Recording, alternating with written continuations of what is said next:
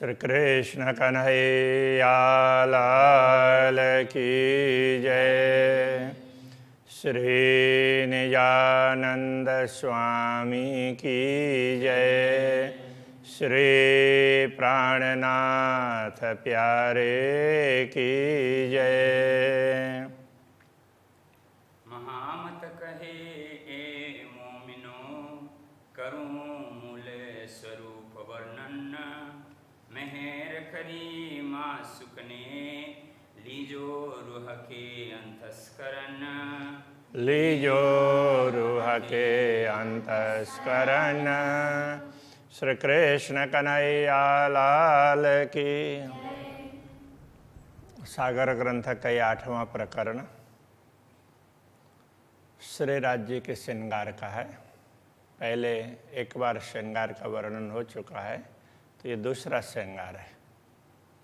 तो दूसरे श्रृंगार का मंगलाचरण, तो कुछ चौपाइयों में मंगलाचरण है, तो 40 चौपाइयों में तो मंगलाचरण आरंभ कर रहे हैं। कहते हैं, अर्श तुम्हारा मेरा दिल है, हे धामधनी आपका धाम मेरा दिल है, वो आपका धाम है। इसलिए तुम आए करो आराम, आप उसमें आकर के विश्राम करें, हमारे हृदय में बैठ जाइए, ये कहने का तात्पर्य। सेज बिछाई रुचि रुचि के, तो आपको विश्राम करने के लिए सेज बनाए हैं, सैया रुचि रुचि के का तात्पर्य आपको अच्छा लगे ऐसे। तो राज्य को क्या अच्छा लगता है? तो प्रेम अच्छा लगता है, तो हृदय में प्रेम भरा हुआ है, इसलिए आप उसमें बैठ जाइए। यही तुम्हारा विश्राम, आपके विश्रांति के लिए तो यही स्थान उपयुक्त है। इस शरीर में तो दूसरा कोई स्थान है ही नहीं, हृदय उपयुक्त है। अर्श कया दिल मोमिन, ब्रह्मात्माओं के हृदय को धाम कहा है। अर्श में सब विषात, परम धाम में तो सब प्रकार की सामग्री होती है। निमख न्यारी ना हो सके, रूह निश्वत हक जात। तो इसलिए निमक कहते हैं निमेष मात्र के लिए भी, पल मात्र के लिए भी। तो ब्रह्मात्मा पूर्ण ब्रह्म से दूर नहीं रहती है। रूह निश्वत हक जाता, ब्रह्मात्माओं का संबंध कैसा है? तो वो हक जाता है, वो अक्षरातीत पूर्ण ब्रह्म परमात्मा की अंगना है, इसलिए वो उनसे दूर नहीं हो सकती। जब वो हृदय में बैठ जाते हैं तो धाम में जैसे सारी सामग्री है ना, तो ब्रह्मात्माओं को धाम का ही सुख प्राप्त होता है। पूर्ण ब्रह्म हृदय में बैठ जाते हैं तो सारी सामग्री उसको मिल जाती है। इश्क सुराई ले हाथ में पिलाओ आठों याम। तो धनी से प्रार्थना कर रही है धामधनी, आप प्रेम की सुराही लेकर के हमें आठों प्रहर पिलाते रहिए, प्रेम पिलाते रहिए। अपने अंगना जो अरश की ताए, दीजिए अपनो ताम। तो अपने अंगना, परमधाम की अंगना है ये आत्मा, आपकी ही अंगना है, इसलिए उसको अपना आहार दे दीजिए। ताए दीजिए अपनो ताम, ताम का अर्थ है यहाँ पर आहार। अब देखो, परमात्मा की स्तुति करते हैं, प्रार्थना करते हैं, पूजा करते हैं, ध्यान चिंतन जो भी करते हैं, तो उनमें अब आत्मा को आहार मिले, परमात्मा का प्रेम मिलता रहे, वो भाव होना चाहिए। आत्मा का आहार तो वही होता है, ब्रह्मात्मा का तो आहार वही है, परमात्मा का प्रेम। किंतु लोग परमात्मा से दूसरी वस्तु मांगते हैं। तो इसका अर्थ क्या हुआ? उनको आत्मा का आहार ख्याल ही नहीं है, तो आत्मा की तरफ ख्याल न होने से दुनिया की वस्तु मांगते हैं। इल्म दिया आए अपना, भेजी शाहिद अल्लाह कलाम। आपने स्वयं ने आकर के ज्ञान दिया, सतगुरु देवचंद्र जी महाराज को ज्ञान दिया, तो स्वयं प्रकट होकर के दिया है। और आपने पहले भी अपना ज्ञान है अल्लाह कलाम, अपने वचन साक्षी के रूप में भेजे, अलग अलग धर्म ग्रंथों के माध्यम से भेजे हैं। रूहें त्रखा बनती हक की, आत्माएं तो त्रखा बनती का अर्थ होता है प्यासी। आत्माएं तो आपकी ही प्यासी है।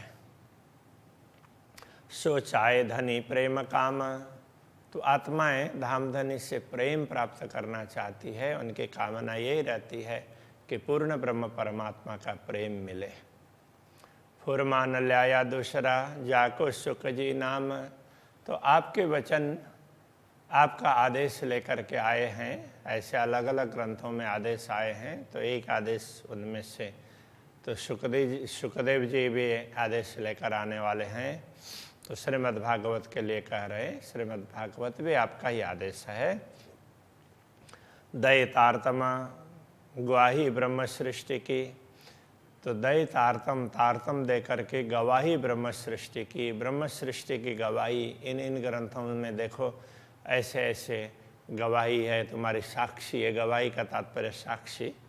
तो ऐसा करके समझा दिया। जो उतरी अव्वल से धाम, जो पहले परम धाम से सर्वश्रेष्ठ धाम परम धाम है, अव्वल धाम, तो उससे उतरी है ब्रह्मात्माएं, उनकी साक्षी दी है अलग अलग ग्रंथों के माध्यम से। खिलवत खाना अर्श का, परम धाम का एकांत बैठक, बैठे बीच तखत श्यामा श्यामा।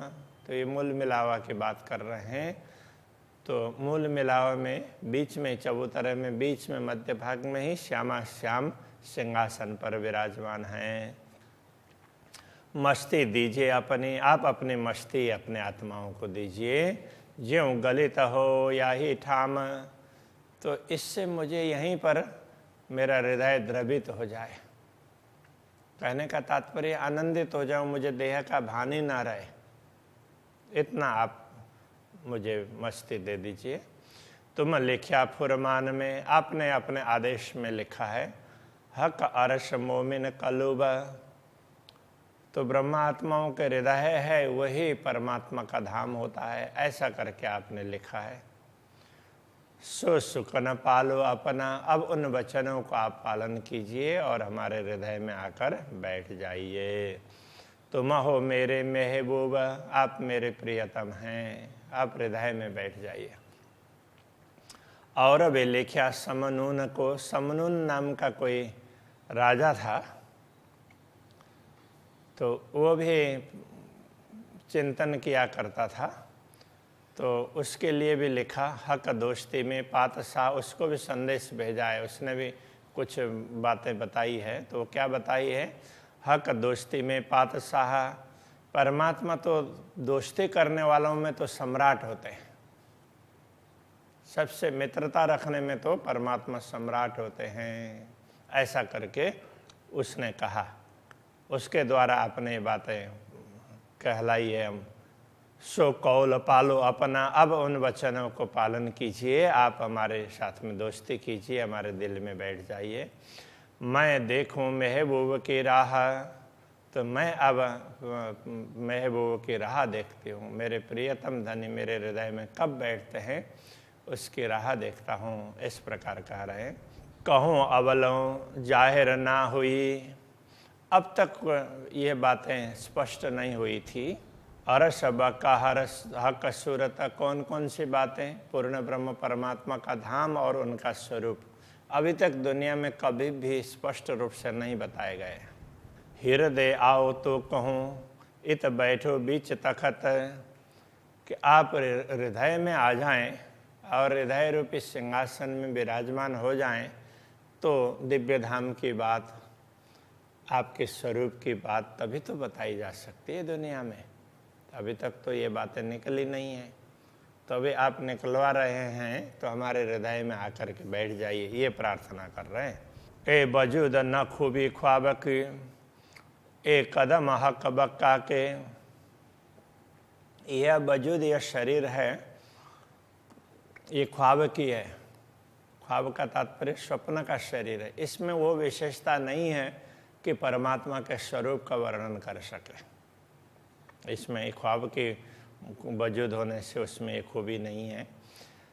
एक कदम हक बक्का के चरणों का वर्णन करे, उसके लिए ये सक्षम नहीं है। ढूंढियाँ बुजुर्गों इब्तदाए से, समझदार लोगों ने पहले से ही आदिकाल से ही पूर्ण ब्रह्म परमात्मा के चरण ढूंढे हैं, कैसे प्राप्त हो जाए ऐसा करके। इत जाहिर न हुए कबू, ये कभी भी उनके चरण दुनिया में जाहिर नहीं हुए। तो उनका स्वरूप जाहिर होगा तो चरण भी होंगे ना, तो यह चरण से वर्णन करना चाह रहे हैं, इसलिए चरण की बात कर रहे हैं। उज्ज्वल लाल तली पाँव की, पाँव तली का मतलब चरण का तल का भाग है, तो वो बड़ा उज्ज्वल है, लाल और उज्ज्वल है। रंग रस भरे कदम, उनके कदम है रंग से भी, प्रेम रंग और उनमें रस से भरे हैं। देखने पर न इतना आनंद आता है, उसमें से रस निकल रहा हो और हम पान करते रहें ऐसा लगता है, देखते ही रहें ऐसा लगता है। छवि सलू की अरस अंग की, परमधाम के अंगों की शोभा, छवि उनकी आकृति और सलू की उनकी सुंदरता है, तो वो तो बता ही नहीं जा सकती। रुएं छूटे क्यों दम, तो ब्रह्मात्माओं का दम कैसे छूटेगा। तो ब्रह्मात्माएं तो एक टक देखती रहे ऐसा लगता है, वो देखते ही रह जाए। तो ऐसे धामधनी के चरण कमल है, उनसे छूटने वाले नहीं हैं। मिही लीके चरणों तली, चरण तल में लीके मतलब रेखाएं बड़ी बारीक हैं। रूह के दिल से छूटत नाई, तो वो ब्रह्मात्माओं के दिल में अंकित हो जाते हैं ना, तो उससे छूटते नहीं हैं। आत्मा से, आत्मा के दिल से तो वो छूटेंगे ही नहीं। ए निश्वत भई अरस की, क्योंकि ये तो परमधाम का संबंध है ना, इसलिए लिखी रूह के ताले माहे, तो ये ब्रह्मात्माओं के भाग्य में ही लिखे हैं ये चरण कमल, इसलिए उनसे ब्रह्मात्माओं से ये छूटते नहीं हैं, आत्मा से छूटने वाले नहीं। नख अंगूठे अंगुरियाँ, सिफत न पहुँचे सुकन्ना, तो इन चरणों के नख है, अंगूठे के नख है, अंगुरियाँ है उनके नख है। सिफत न पहुँचे सुकन्ना, इन सुकन के द्वारा, इन वचनों के द्वारा उनकी महिमा नहीं बताई जा सकती। आसमान जिमी के बीच में, रूह याही में देखे रोशन, आसमान से लेकर के भूमि में जहाँ भी दृष्टिपात करें तो वहाँ ऐसा प्रकाश नहीं दिखाई देगा जैसा प्रकाश इन चरणों में से निकलता है। इसलिए रूह याही में देखे रोशन, इन्हीं चरणों में प्रकाश देखती है ब्रह्मात्माएं, इसलिए उनको तो चरण दिखते ही रहते हैं। एक छोटे नख की रोशनी ऐसा तिनका नूर, तो चरण की छोटी से छोटी अंगुलियों उसका नख हो तो बहुत छोटा होता है, तो उससे जो निकलने वाला प्रकाश है, आसमान जिमी के बीच में, वो जिमी भूमि से लेकर के आसमान तक, जिमी जरे जरा भई सब सूर, तो ऐसा लगता है कि जिधर देखो उधर ही सूर्य है, कण कण में सूर्य प्रकाशित हो रहा है ऐसा दिखता है। देख सलू की अंगूठों, अंगूठी की सुंदरता को देखते हैं, अंगूठे के, हाँ, और अंगुरियों सलू की, और अंगुलियों की सुंदरता, अंगूठे और अंगुलियों की सुंदरता देखते हैं तो देखते ही रह जाते हैं। उतरती छोटी छोटेरी, अंगूठा बड़ा है, फिर दूसरी अंगुली उससे थोड़ी सी छोटी है, फिर तीसरी चौथी, ऐसे छोटी छोटी छोटी होती जा रही है। जो हृदय में छवि फबी, तो ये सारी छवि है हृदय में फब गई, मतलब हृदय को अच्छी लगी, भा गई दिल को। लाल नरम उज्ज्वल अंगुरी, अंगुरी कैसी है, उज्ज्वल लाल है और लाल लाल अंगुली है और बड़ी कोमल है। फना टाकन घूंटी कांडों, तो फना का तात्पर्य चरण तल से ऊपर का भाग है, तो इसको चरण पृष्ठ कहते हैं संस्कृत में। तो जैसे हाथ का ये करतल हो गया, कर पृष्ठ हो गया, ऐसे चरण का चरण तल और चरण पृष्ठ, तो ये उसको ही पहुँचा बोलते हैं, तो उसको फना भी बोलेंगे। और वो ऊपर का भाग, तो ये उसको हो गया, चरण का आगे का भाग है उसको फना बोलते थे। और टाकन टकनी है, घूंटी गांठ वाली जगह है, कांडा, तो तो वो जैसे हाथ में मणिबंध होता है, ऐसे पिंडुली से गांठों से ऊपर का भाग है, उसको कांडा बोलते हैं। 8 जाम रस बक्का पहुँचे रूह के तालुमो। तो ऐसे सुंदर छवि को देखते हैं तो 8 याम 8 प्रहर अखंड रस प्राप्त होता रहता है, और वो रस इतना भर जाता है कि वो तालु तक पहुंच जाता है। पहुँचे रूह के तालु में, रूह के तालु तक पहुंच जाता है। पूरा जितना पीते रहेंगे उतना वो भरते हुए आता है। तो ब्रह्मात्माएं देख देख करके तृप्त होती है, कहने का ये तात्पर्य है। लाल लाके लाल एड़ियाँ पाँव तली अति उज्ज्वल। पाँव तली है, चरण तल का भाग है, बड़ा उज्ज्वल है, तो उसमें लाल लाल वो लाक है, वो गहराई का भाग है, वो भी लाल है। तो भी 2 प्रकार की गहराई होती है, एक ऐसी सीधी होती है और दूसरे तो ये इस भाग में भी, यहाँ भी गहराई होती है। तो चरण देखेंगे तो तुरंत पता चलता है कि हाँ ऐसा होता है। तो वो बड़े उज्जवल और बड़े सुंदर हैं। लाल एड़ियाँ भी लाल लाल हैं। पाँव तली होती उज्ज्वल, इस प्रकार पूरा चरण तले बड़ा सुंदर लगता है। ये पाँव वसत जिन है, यानी जिनके हृदय में ये चरण बैठते हैं, सोई आशिक दिल, वही ब्रह्मात्माओं का हृदय माना जाएगा। बसत खुशहाले नरमाई आसमान लग रोशन। तो इनमें जो नरमाई कोमलता होती है, और वसत सुखाले नरमाई, तो इसमें कोमलता और उज्ज्वलता, तो उसके सुखाले को उसको उज्ज्वलता ही कहना पड़ेगा। आसमान अलग रोशन, तो उनका प्रकाश से पूरे आसमान तक पहुंच जाता है। ये पाँव प्यारे मासूक के जो कोई आशिक मोमिन। तो ये पाँव है, ये चरण है, मासूक के प्यारे प्रियतम के हैं। जो कोई आशिक मोमिन, जो ब्रह्मात्माएं अनुरागिणी होंगी, तो उनको लगेगा ये तो हमारे धामधनी के चरण हैं, ऐसा लगेगा। आशिक वसत अरस तले, ऐसे अनुरागिणी आत्माएं धाम में रहती हैं, परम धाम में इन्हीं चरणों के तले रहती है। या वश्य अरस के माँ, या तो परम धाम में कहीं भी इधर उधर घूमती है, वो भी परम धाम में ही, और या चरणों में आकर के बैठ जाती है। तो ऐसा ही होता है। ब्रह्मात्मा अधिकांश समय तो राज्य के चरणों में बैठती है, बाकी थोड़े समय इधर उधर होती है। ए खुशबोए मस्ती अरस के निषदे न पीवे ताही। ये खुशबोए का तात्पर्य सुगंधी, और ये मस्ती परम धाम की ही है, और उसी को निष्दिन पीवे ताही, उसी को निष्दिन पीती रहती है, ब्रह्मात्माएं पान करती रहती है। सुंदर शालू की छवि शोभित, अक्षरातीत धामधनी के चरणों की छवि है, ये बड़ी सुंदर है और शोभा देने वाली है। रंग रस प्यार भरे और प्रेम रस से भरी हुई है। सोई मोमिन अरस दिल, जिन इन हक के कदम धरे। ब्रह्म आत्मा वही धाम हृदय वाली है, धाम हृदय कहलाती है, जिनके हृदय में धामधनी ने इन चरणों को रख दिया है।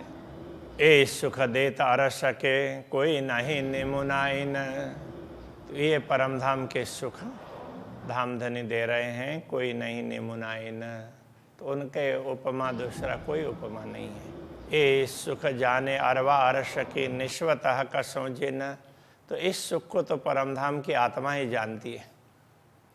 निश्वतः कसों जिन, जिनका निश्वत है पूर्ण ब्रह्म परमात्मा से जिनका संबंध है, वो ब्रह्मात्माएं इस सुख को जानती है। रूहें इश्क मागे धनी पे, रूहें इश्क मागे धनी पे, पकड़ धनी के कदम।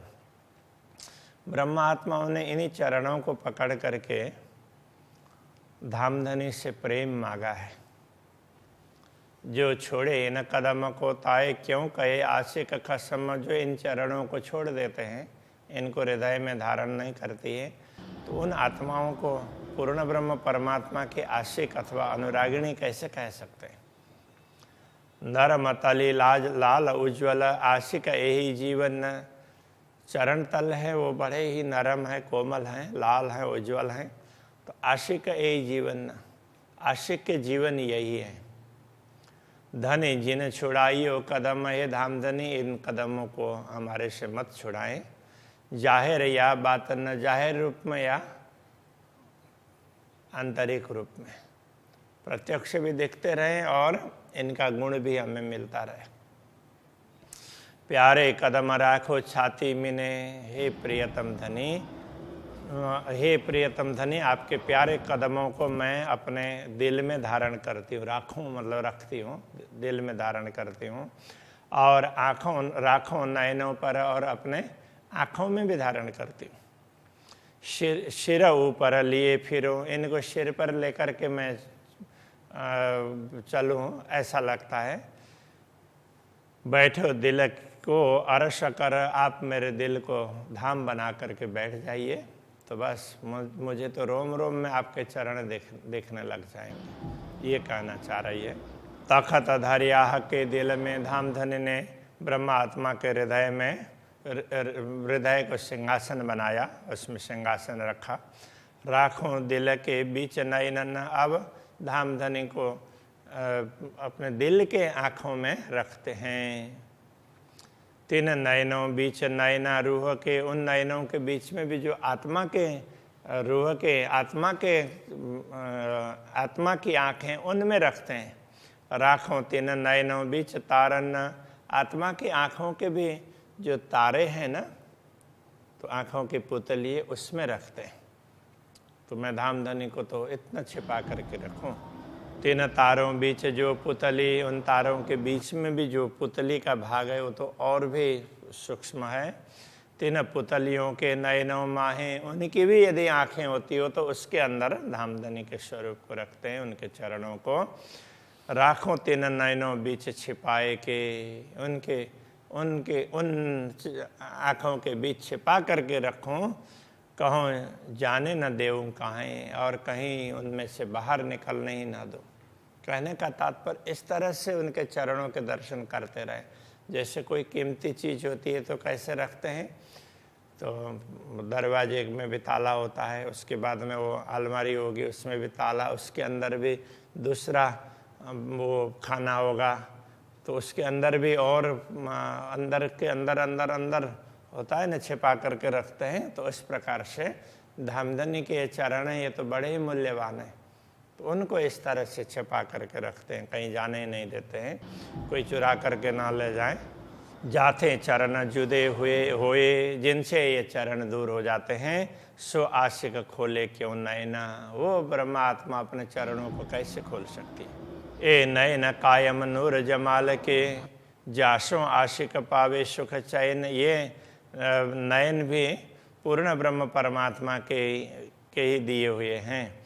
जासों आशिक पावे सुख चैन, तो जिससे ब्रह्मात्माओं को सुख और चैन प्राप्त होता है।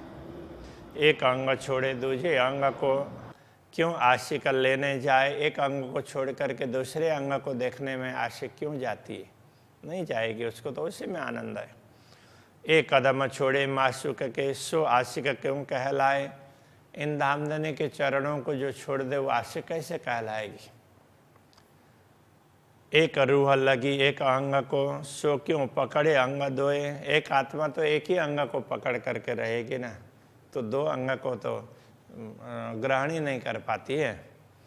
मासूक अंग दो बराबर, क्यों छोड़े पकड़े अंग सोए, धामधनी और उनके अंग दोनों बराबर ही है, इसलिए एक अंग को देख रही है और उसको धारण किया है, तो पूर्ण ब्रह्म परमात्मा को धारण किया है, ऐसा उनको लगता है। इसलिए कि जिन चरणों को हृदय में स्थापित किया उनको क्यों छोड़ेंगे, क्यों छोड़े पकड़े अंग सोए। जो कोई अंग हल्का लगे और दूजा भारी होए, यदि एक को छोड़ करके दूसरे में तो कब जाते हैं, यदि एक हल्का लगता हो, जो देख रहे हैं और जिसको धारण किया वो हल्का लगता हो, और दूसरा उससे अच्छा लगता हो, तो उसको छोड़ करके दूसरे में जाते हैं। जैसे किसी को बोला तो देखो ये, जैसे बच्चों को कुछ चीज़ दे दी, एक एक लेना है, तो एक एक ले लिया, तो उसके बाद में बोलें कि देखो तुम्हें इसमें से ये रख करके दूसरा और अच्छा लेना हो तो ले सकते हो, तो बदलना हो तो बदल सकते हो। बोलेंगे तो इससे अच्छा कौन सा है, तो वो देखने लगेंगे। तो अब धामधनी के अंगों में तो ऐसा होता ही नहीं है, तो हल्का लगता ही नहीं है। तो एक अंग छोड़ दूजा ले वही, पर आशिक न हल्का कोई। तभी एक हल्का और दूसरा भारी हो, तभी एक को छोड़ करके दूसरा ले सकते हैं। पर आशिक न हल्का कोई, आशिक आत्मा के लिए तो कोई हल्का लगता ही नहीं है। श्री कृष्ण कन्हैया लाल की जय।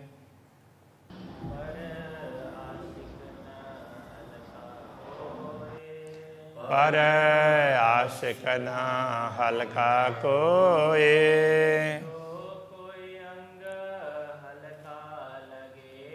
जो कोई अंग हल्का लगे,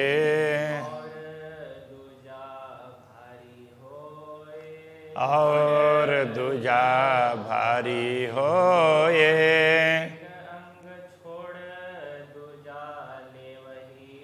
एक अंग छोड़ दूजा ले वही,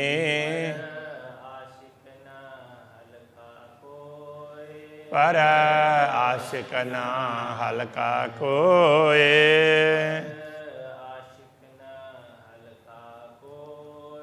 पर आशिक न हल्का कोई।